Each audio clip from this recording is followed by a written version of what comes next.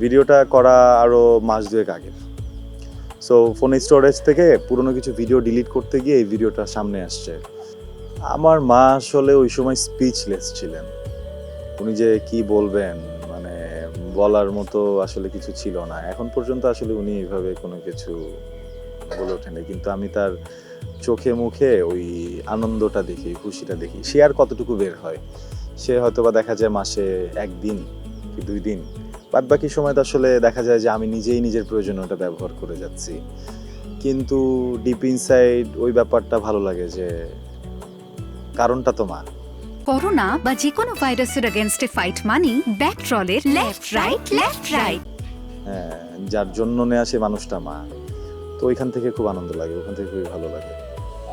ভিডিওটা করা আরও মাস দুয়েক আগের।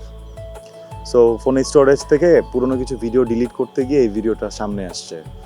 সো এই ভিডিওটা বেসিক্যালি আমার অ্যাসিস্ট্যান্ট করেছিল। আমি নিজেও জানতাম না। আমার ফোনেই করা। তো আমার phone most of the time তো ওর পকেটে থাকে। শুটিং থেকে ওই গাড়ি নিয়েই ফিরছি বাসায়। সো আমি যখন সব ডিলিট করতে গেছি তখন যে আমি ফোনে দেখলাম যে এই ভিডিওটা ওইখানে সুন্দরভাবে রাখা।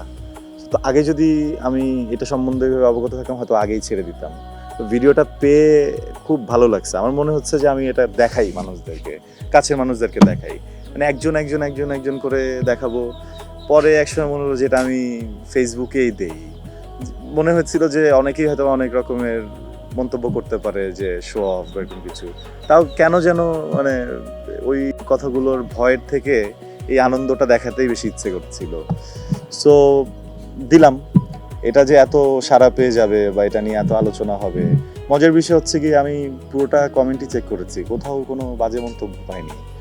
অ্যান্ড আমার একটা ভিতরে ভয় ছিল যে একটা তো প্রেশার আছে মাথার উপরে। একটা তো এতদিন পর্যন্ত আমার কোনো পাওনাদার ছিল না। সো এখন তো একটা পাওনাদার হয়েছে আমার জীবনে।